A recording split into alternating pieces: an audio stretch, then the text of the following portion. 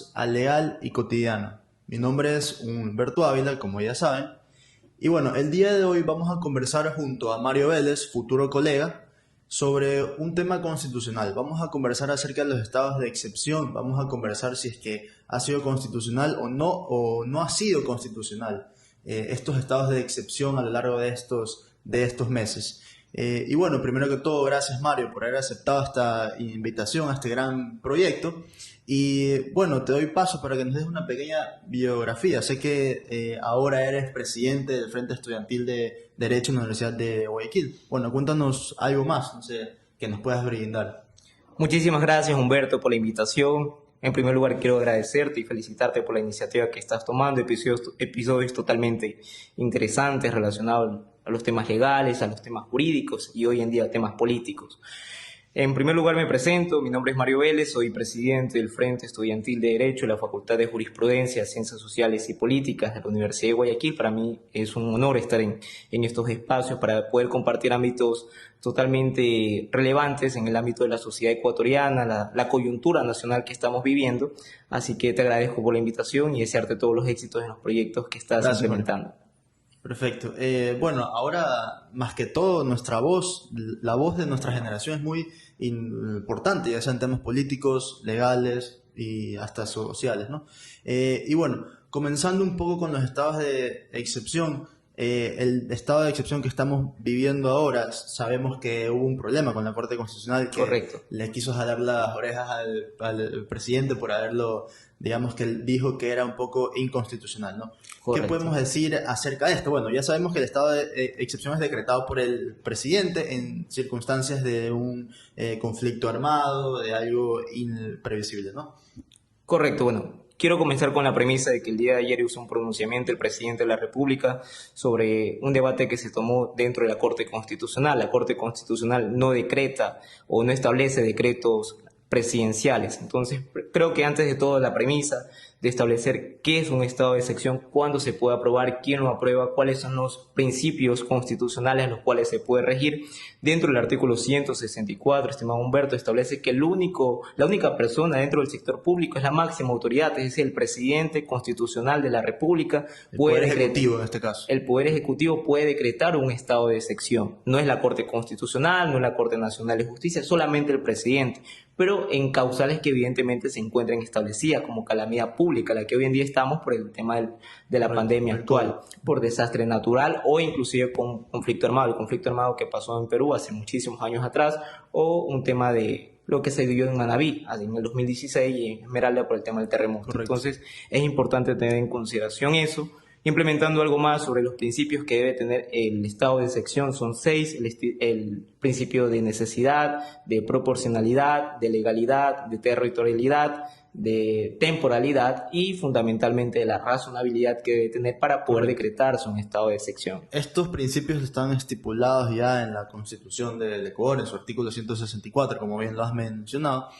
Y bueno, ¿qué podemos decir acerca de este último? Digamos, se puede decir que tenemos los 6 principios.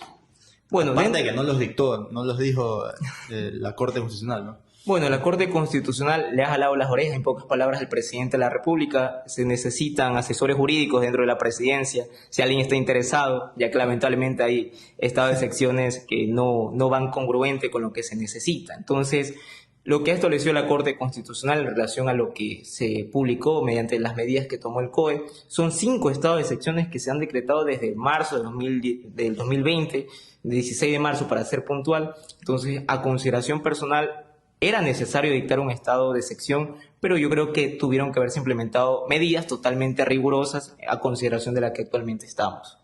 Correcto. Y bueno, aparte de esto, el artículo 165 también de la Constitución es la que menciona que durante este estado de excepción se pueden limitar el ejercicio de ciertos derechos, Correcto, ¿no? correcto. Como lo son el domicilio, la inviolabilidad de correspondencia, la libertad de tránsito y la libertad de asociación. Y bueno, por último es la libertad de información. Pero ahora hemos podido ver que ha habido, digamos, la necesidad de poder limitar estos ejercicios ahora, digamos.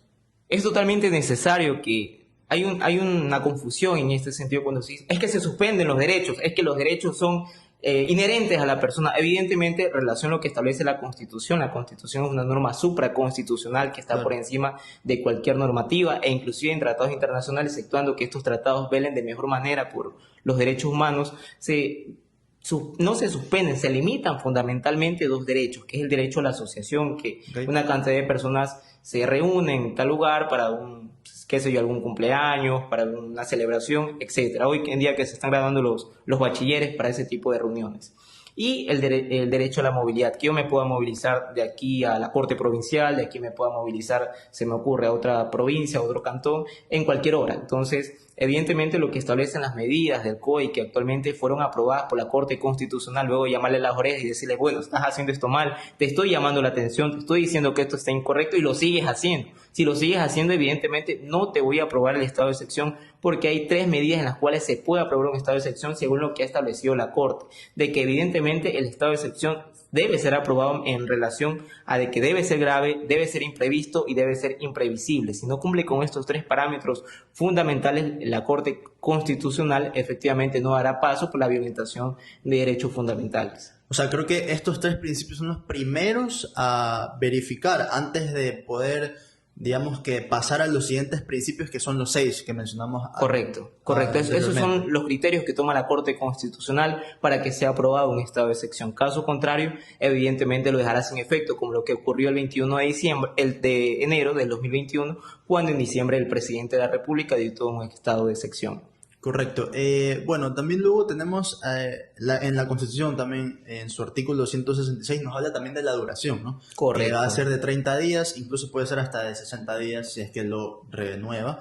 Pero mucha gente ha estado hablando de que había un máximo, pero en verdad la Constitución no te menciona ningún máximo, porque Es un incluso, vacío que existe, claro, un vacío legal. incluso Correcto. dice, ok, si ya no lo renuevas se entiende por terminado, pero luego no hay digamos, un párrafo en el que indique, ok, pero puedes simplemente dictar 3 o hasta qué momento se puede dictar un estado Bueno, de excepción. En relación a lo antes mencionado, se han decretado hasta el momento 5 estados de excepción desde el 16 de marzo del 2020. Hay estados de excepción que se han decretado en países vecinos como Colombia, como Perú, como inclusive Chile, que es el país que mayor ha llevado la tasa inclusive de personas vacunadas, y a pesar de que se tiene del 100%, el 40% de toda la población, sean menores de edad, sean adolescentes, sean adultos mayores, en general. sean de primera línea, que no sean de primera línea, se encuentran vacunados. Y a pesar de eso, dictan estados de excepción. Entonces, dentro de la sociedad ecuatoriana, que lamentablemente no siempre guía, a pesar de establecerse medidas, yo creo que lo único que respetamos muchas veces es la veda de cangrejos, ¿no? Sí, En así pocas como palabras. ha estado Entonces, circulando en las redes sociales.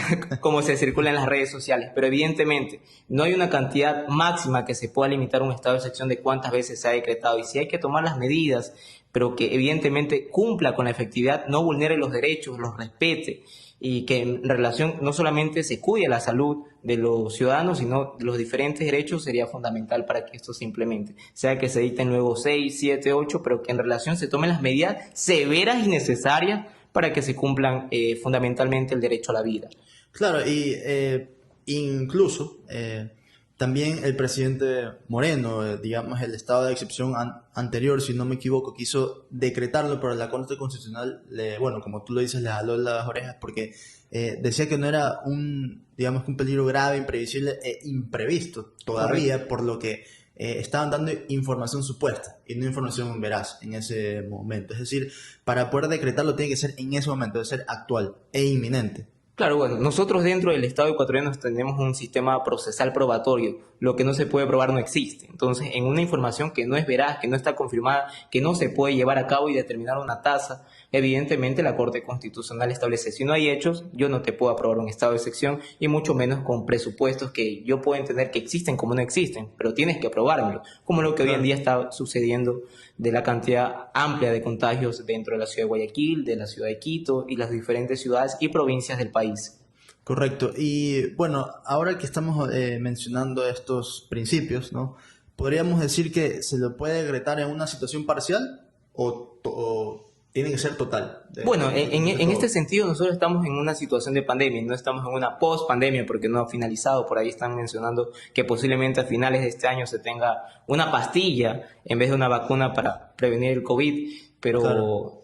a consideración uno no sabe hasta cuándo va a durar esta pandemia, no sabemos si va a ser hasta este año, hasta el próximo año, inclusive sucediéndose inclusive hasta décadas, no lo conocemos, sabemos que existe, sabemos que llegó y que hay que combatirlo, entonces no podemos considerar que sea de una forma parcial, se lo puede dar de una forma parcial sí, pero no sabemos cuánto tiempo vaya a durar esta crisis sanitaria que estamos viviendo, y no solamente sanitaria, sino también carcelaria hoy en día.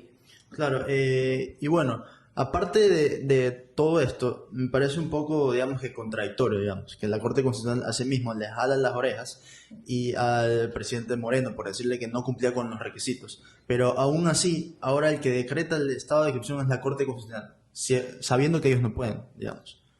Sería el presidente, ¿no? No, el presidente es el que aprueba los estados de excepción. La Corte Constitucional es la que revisa efectivamente Ok. si el estado de excepción cumple con los parámetros respectivos, ha cumplido con las medidas necesarias, existen los hechos probados como actualmente lo están, y recordando que comenzó desde el 23, 24 de este mes de abril y que finaliza el 20 de mayo. O sea, no es que va a durar 60 días y se puede renovar como lo establece el artículo 165, de que se lo puede renovar siempre y cuando se lo notifique. Caso de no notificarse, se comprenderá por terminado el estado de excepción. Básicamente por terminado. Correcto. Y bueno, ¿qué podemos, digamos, que mencionar acerca del estado de excepción actual?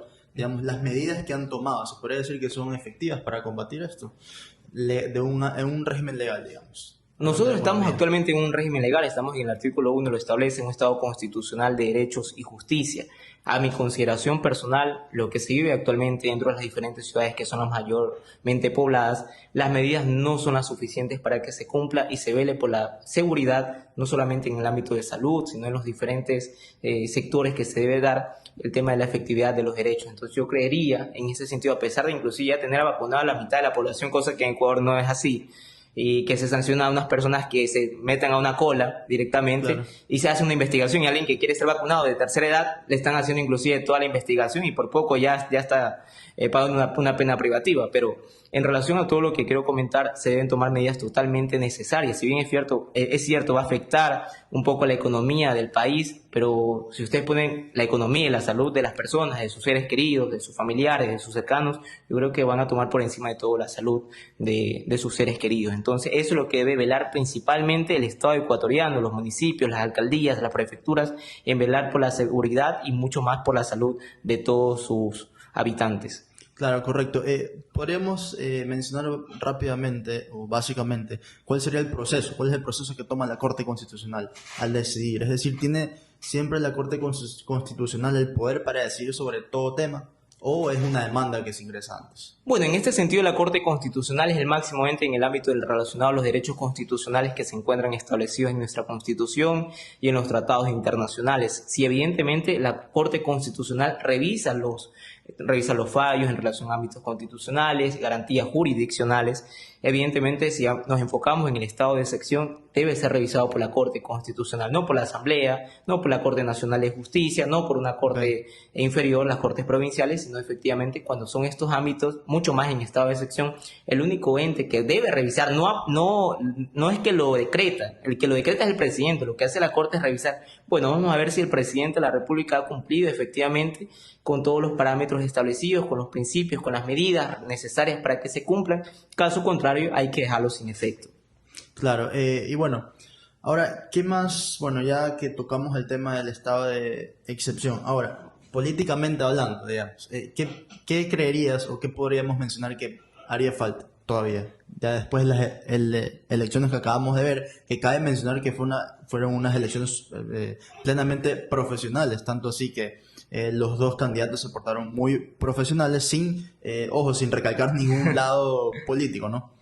Claro, bueno, en este sentido yo no soy partidario de ninguno de los dos que fueron candidatos presidenciales, entonces no tengo problema alguno en dimitir algo relacionado a aquello. Se llevó una campaña bastante interesante. Fue un remonte, creo que el remonte más grande que ha existido en la historia dentro de los procesos electorales. El último que fue así fue en el año 96. Una persona que estuvo en segunda vuelta, que obtuvo menos casi del 20%, llegó a tener el 52%. Son fenómenos que deben investigar en el ámbito sociológico, los que están encargados del marketing político, pero enfocándonos particularmente en los que queremos conocer, estimado Humberto, es que deben tomarse políticas públicas por parte del gobierno nacional. Nos dicen que nos quedemos en casa, pero bueno, entonces, ¿y qué hace el Estado con las familias que evidentemente no se encuentran trabajando? Actualmente hay casi 4 millones de ecuatorianos, que no es más, de desempleados. ¿Qué se hace con esas personas? Es muy fácil decirle quédense en su casa, Claro. pero ¿y quién los alimenta? Y muchas personas dentro de la ciudad de Guayaquil y la mayoría de ciudades vive del día a día, no tiene un sueldo fijo. Entonces, Claro. ¿cómo hacemos con esas personas? Debería tomarse medidas como la que se toma en El Salvador, algo muy respetable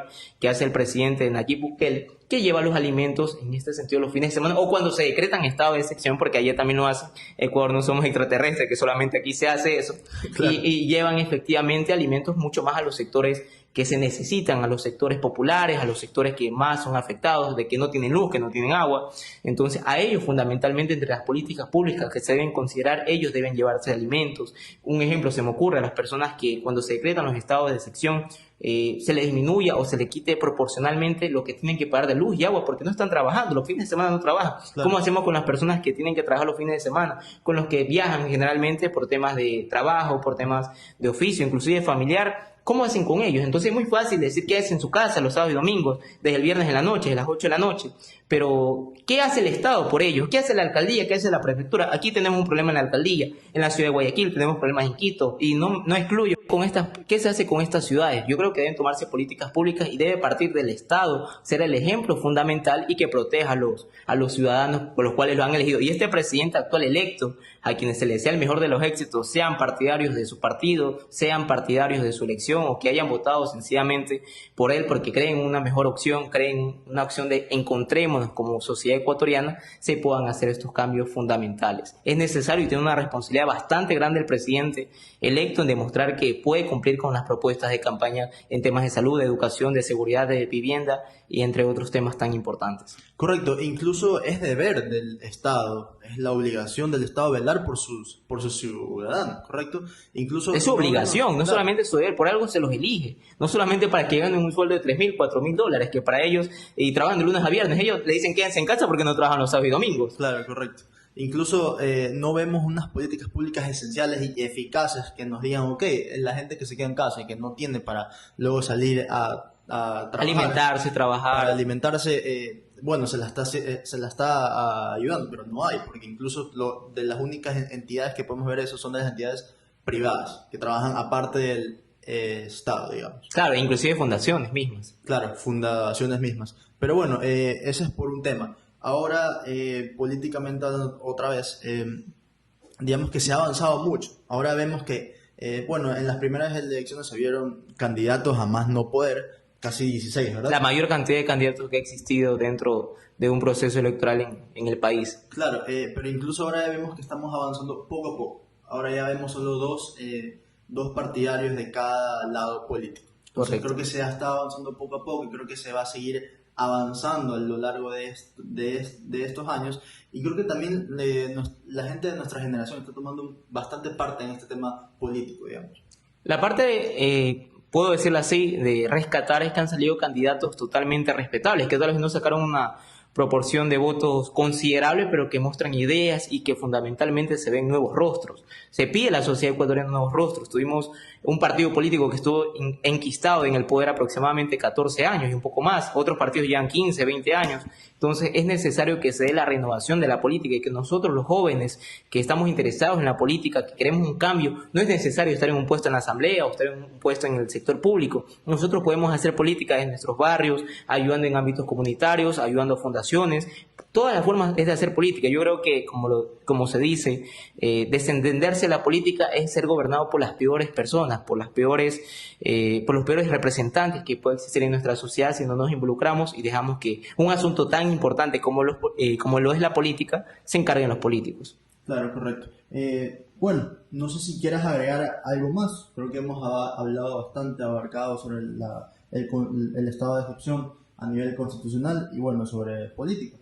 Bueno, en primer lugar agradecerte, estimado Humberto, me siento totalmente agradecido por estar en estos espacios, por compartir ámbitos de derecho, de política, que no soy un experto, pero que cada día estoy aprendiendo y busco aprender no solo, sino que aprendamos todos juntos, de que conozcamos la realidad de nuestro país, que no solamente es como se ve en redes sociales, hay necesidades muy amplias dentro de los sectores populares, hay necesidades muy amplias de estudiantes de derecho que cada día buscan conocer más, que no desean quedarse con lo que solamente le dan sus profesores, que ni siquiera nunca han litigado y están dando clases. Entonces, ¿cómo alguien de derecho penal puede explicar procesos si nunca lleva un proceso? Entonces, es necesario que se implementen capacitaciones jurídicas y sobre todo, estimado Humberto, que se capacite a la participación ciudadana. Si bien es cierto, el quinto poder del Estado es el Consejo de Participación Ciudadana, yo creo que debería existir una mayor participación y que, que directamente se me ocurre que fomente esto, quiera alguien estar en una silla vacía en la alcaldía de Guayaquil, es por poco ir a la luna, ¿no? Esperar hasta 2, 3 años y no siempre lo aceptan. Entonces yo consideraría que deben dar mucho más espacios, no solamente en las alcaldías, en las prefecturas, sino a nivel del gobierno central e incluir a los jóvenes dentro de sus proyectos, no solamente que nosotros estemos para cargar banderas en campaña o que seamos solamente el tema relevante cuando fuimos el 43% de un proceso electoral dentro de todo un país. Claro, y incluso, bueno, hablando también para estudiantes de derecho, abogados, profesionales, no significa que porque no estudies derecho no puedes participar dentro de la política. Tienes tu derecho a opinar y pensar qué puede ser mejor para ti. Entonces, bueno, como tú bien lo mencionas, Mario, invitamos a que la gente, bueno, pueda tomar más conciencia sobre estos temas, ¿no? Y participar más, ¿correcto? Totalmente, yo consideraría que se debe empoderar mucho más a los jóvenes, tanto al género masculino y mucho más femenino, que muchas veces no se le da las oportunidades en el ámbito de política, lamentablemente por un machismo que se encuentra arraigado, cuando se ha demostrado que inclusive la mujer ecuatoriana ha llegado a puestos totalmente impensables, como inclusive dentro del ámbito de la Policía Nacional, una general, la propia que fue vicepresidenta hace algunos años. Entonces se ve la participación de las mujeres, se ve la participación de los jóvenes, y no es porque no estudio derecho, no necesito conocer las leyes, todos estamos regidos bajo las leyes. Entonces desconocer la ley no me exceptúa de la responsabilidad que me pueda causar de una acción o de una omisión, pero fundamentalmente de que se empodere a los jóvenes, que se dé a conocer sus derechos. Muchas veces se desconocen los derechos, se conocen las obligaciones, pero no los derechos, en el cual nosotros como ciudadanos debemos establecer y hacer que el Estado proteja nuestros derechos y nosotros hacerlos efectivos. Incluso hay mucho potencial a nivel de nuestra generación, me parece, que puede llegar muy lejos. Entonces... Totalmente. Hay personas totalmente preparadas que son de sectores humildes, personas que se están preparando en universidades públicas, universidades particulares, escuelas politécnicas. Entonces solamente es que dejemos tal vez estar en ese conformismo de que tal vez solamente aquí puedo prepararme y no me puedo preparar afuera, no puedo prepararme si yo estudio economía en ámbitos sociales, políticos, socioeconómicos, sociales, puntualmente en el ámbito de la sociología jurídica. Entonces es necesario que conozcamos de todo. Entonces, claro, en relación a eso nos empoderaremos mucho más de diferentes temas que son relevantes dentro de la sociedad. No es que solamente los asambleístas pueden hablar sobre la ley de defensa ante la dolarización, sino todos los ecuatorianos, de que obviamente vamos a vernos afectados o no. Claro, correcto. Bueno, incluso te agradezco nuevamente y espero que nos podamos encontrar en algún otro momento, podemos debatir o hablar sobre algún otro tema que implique derecho o algún otro tema controversial.